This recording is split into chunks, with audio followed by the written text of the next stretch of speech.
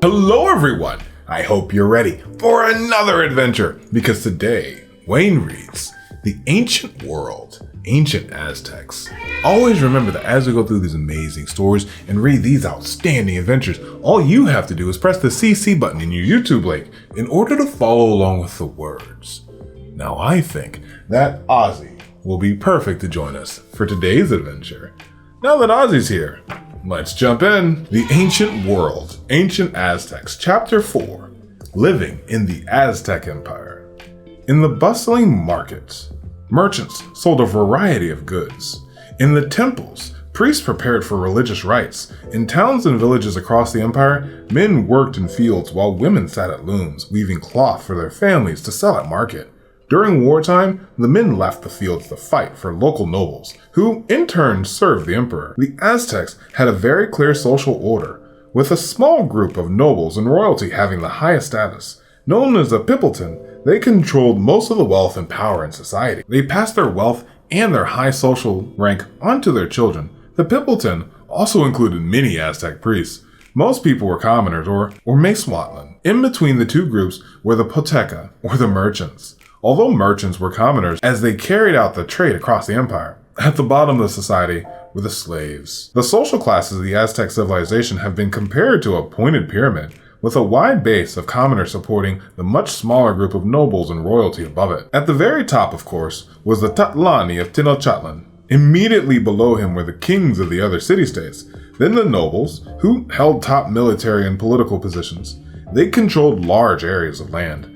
The families of the kings and the highest nobles made up the rest of the Pippleton. As a group, the Pippleton had the largest homes, ate the best foods, and wore the finest clothes. Laws created under Montezuma I described what kinds of homes each class could own and what those people could wear. Montezuma said noblemen and warriors were allowed to build homes with 2 stories. Anyone disobeying this rule could be put to death. A noble's house might feature carefully cut stones and walls made with plaster, a mixture of water, sand, and minerals. Montezuma's laws stated that only nobles could wear cotton. Commoners had to wear clothing made of ixtal and other fibers. Within the noble class, only the highest-ranking members could wear certain colors and designs. Nobles were the only ones who could wear jewelry made from the gold and finest gems. When the Spaniards arrived, they often noticed how clean Montezuma II was. He took a bath at least once a day. For many Europeans of the time, such cleanliness was uncommon. The habits of good hygiene didn't stop with the nobles. Most Aztecs were careful to wash their hair, bathe, and clean their teeth on a regular basis. They used various plants to clean themselves. Charcoal was used as a type of toothbrush. The Aztecs also built bathhouses, where hot water created steam that could be used to both clean and soothe a tired body. Historians think that as many as 90% of the Aztec population were Macewotlin. Within the group were several distinct classes. At the bottom were the slaves. A person usually became a slave to pay off a debt owed to someone else as punishment for a crime or after being taken prisoner in a battle. Slaves could own property and marry a free person, and the children of the slaves were free. Next were the peasants, who worked the land for great nobles. They were forbidden to leave the land to work for someone else or to buy their own land, though children were also tied to the land in this way. These people could be required to serve in the military. The great mass of Macewotlin worked the land owned by the nobles in palaces or in markets. These commoners had to pay tribute that went to the local nobles and went to the emperor. Some of them built the grand palaces and temples of the major cities. Each free Macewili, singular for Macewotlin, belonged to a capuli, and the leaders of each capuli decided who would farm and plot which land. A farmer and his family did not own the land themselves. It belonged to the local nobles or the city-state. Not all people farmed, however.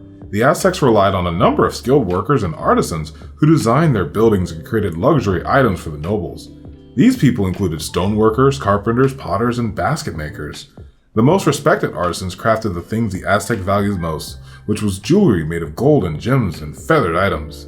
Groups of goldsmiths or feather workers often lived together in their own neighborhoods and formed their own capuli. A skilled artisan could become very wealthy. Anyone can sell goods they made or crops they raised at the local market. Some markets became known for selling one particular item, such as wood products or cloth. Other merchants bought goods from people who made them and then traveled to different markets of a region. A Poteca was a special kind of trader. one who traveled long distances across the empire and beyond to search for exotic goods. Although they were not Pippleton, these merchants received special rights from the emperor. The Poteca did not have to perform work for the Tatlani, though they did pay tax on their goods. Poteca could pass on their jobs to their sons. The emperor chose the traders who supervised the other Poteca. These traders received special clothing to mark their distinction from commoners. The emperor relied on them not only to bring luxury goods to the Tenochtitlan, but sometimes to spy on foreign lands and to serve as warriors. The role of the Poteca also had religious importance. Certain Poteca were slave traders, and they took part in ceremony honoring the gods. Slave traders washed the slaves used in sacrifices. Young traders were responsible for obtaining gifts given to special guests at the ceremony. Special rites marked the beginning of the Poteca's trade journeys. The merchants washed their hair and cut it for the last time until they reached home. On a wooden stick they carried, the merchants wrapped images of certain gods, which would protect the Poteca during their travel. The merchants also cut themselves so they could offer some of their blood to the gods. In their quest for more tribute, the Tatlani of the Aztecs relied on the skills of their warriors. Warriors came from both the commoner and noble class, though the top generals were nobles. For commoners, success in battle was a major way to earn respect in Aztec society. For each enemy soldier taken alive in battle, the Aztec soldier received an honor, such as a special weapon or clothing decorated with feathers. If a soldier captured 4 enemies, he could wear the skin of a jaguar. Other soldiers who performed well in battle wore eagle feathers and helmets shaped like an eagle's head. Eagle and jaguar societies were formed of the best warriors in Aztec society. They received special privileges, which included wearing cotton clothing. In a typical battle, each side first launched arrows and fired rocks and slingshots. The Aztecs also used a spear thrower that added extra force when throwing a large dart or small spear. After an exchange of missiles, the two sides fought hand to hand. Weapons included clubs and swords with obsidian blades. At the time, the Aztec dug holes and hid in them, and then jumped out to surprise the approaching enemy. The Aztecs shouted wildly as they fought, trying to stir fear among their enemies. Aztecs won many battles because they outnumbered their foes, but they were also famous for their bravery. One Spaniard wrote when he was impressed at how the Aztecs faced death with absolute determination, with one Aztec battling 7 Spaniards at once. Like warriors, priests were an important part of Aztec life. The high priests were nobility, but some commoners also joined this privileged class. The 2 highest priests were associated with the Aztecs' most important gods, both being the gods of rain. The priests took care of the temples of the gods at Tenochtitlan. Other priests watched over temples and ran the schools that educated young priests. Some priests had special skills. They were scribes, and others were astronomers who tracked the movement of the stars and planets. Some priests also served as warriors. Certain high priests played a major role in sacrifices during religious ceremonies. Women served as priestesses and worked in temples and took part in feasts and ceremonies. There were great extremes of wealth and power in Aztec society. Some parts of daily life, however, were the same for most people throughout the empire. For example, almost everyone slept on petals or reed mats. The wealthy might use a pile of them rather than a single mat as a commoner would. Everyone kept their personal belongings in boxes. A commoner's box or chest was made of reeds, while nobles used wooden chests. Montezuma II had large chests to hold his valuable possessions. In the commoners' homes, men and women had specific jobs, but they were considered equal partners in most things. Men worked in the fields, fished, and practiced craft, while women took care of the home.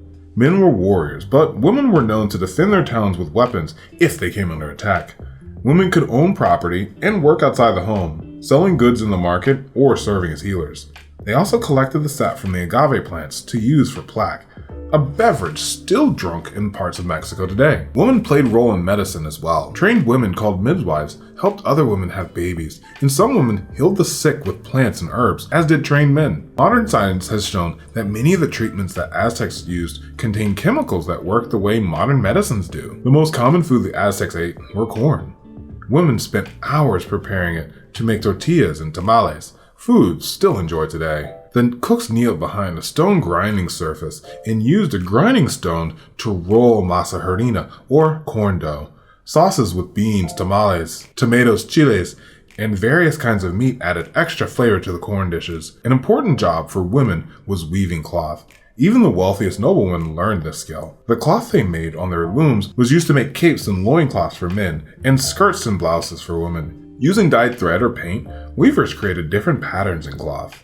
When collecting tribute, the Aztecs often demanded cloth, and cloth was also used as a form of money in the markets. The typical women's daily activities took place in a small home made of adobe bricks, which was molded from clay and straw. The walls were built in a foundation of stone. The peasant's home often had 2 doors but no windows. 2 to 5 homes were built close together and shared a common open area between the buildings. In towns and cities, commoners built their homes in a central area that housed the most important buildings. These included a temple and a place for the local talani. The central area was included an open space called a plaza. The Aztec girl was trained at an early age for the chores that awaited her when she was older. Boys too learned their specific roles when they were young. At birth, children received gifts that reflected what they would do when they grew up. A baby girl received a broom, fiber that could be spun into thread, and tools used to spin the thread. Baby boys received tools like the ones their fathers used to work, carpenter's tools for example, or weapons of a warrior. At 3 years old, Aztec children began helping around the house. By 7, a boy would go out with his father to learn how to fish, while a girl learned how to spin and cook. The children did more work on their own as they grew older. Noble parents stressed how their children should behave outside the house. The children were to speak slowly and clearly. The nobles also taught their children to dress well, obey orders, and not spread rumors. Children of all classes were taught the value of hard work and of not bragging. Those who disobeyed might be pricked with cactus needles as punishment. Older boys who misbehaved were forced to inhale the smoke of burning chiles. A child's life was not only about work and discipline. At an early age, children were taught dances and singing, particularly in commonality, and participated in community gatherings. Children also played a game similar to how today's pillow fights, with boys flinging sacks of soft items and then using them to playfully hit girls. The girls fought back by chasing boys with cactus thorns. Other Aztec games included ones with marbles, and another one was like a modern game of jumping jacks. At about the age of 10, Aztec children went to school. There were separate schools for boys and girls. Most commoners attended a youth house. These were located at the temple for the Kapuli. Children learned history, religion, public speaking, singing, and dancing. Music and dance were an important part of religious ceremonies, and everyone was expected to take part. Boys also received military training and learned the necessary skills to construct public buildings. Girls learned the activities they would perform at religious ceremonies. Noble children and some commoners who showed special skill or intelligence went to the Kalmek. Each town or city had one of these schools for boys and one for girls. Here, students learned the skills that they would need to be government officials, priests, and military officers. Students lived in the Kalmukaks and had to follow strict regulations. They awoke before sunrise and bathed in cold water. Religious instruction was more intense than in a normal school, and at times, students would go without food and cut themselves to offer blood to the god. Kalmukak students learned history, math, astronomy, and law, and received musical instruction. Students studying paintings that appeared in books of manuscript pages held together by stitching. They were expected to learn and memorize the teachings they received verbally. Poetry was passed from one generation to the next in this way. Aztec poems told about the people's history, as well as raising questions about the meaning of life and death. In their late teens, Aztec youth began to think about marriage. Their parents helped them find a husband and wife, using someone who specialized in arranging marriages. The entire wedding ceremony lasted several days and included feasts, music, and speeches made by elderly relatives. The speeches were a kind of education as they instructed the couple on how to be good mates and parents. Pippleton men could take more than one wife. One wife usually had a higher social rank than the others, and her children shared that rank. Oh wow, we learned a lot about Aztec families. What did you think, Ozzy? I found that part pretty interesting too.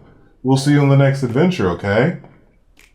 And we'll see you on the next adventure, here with Wayne Reads. Thank you for joining us, and we can't wait to see you again. Bye-bye!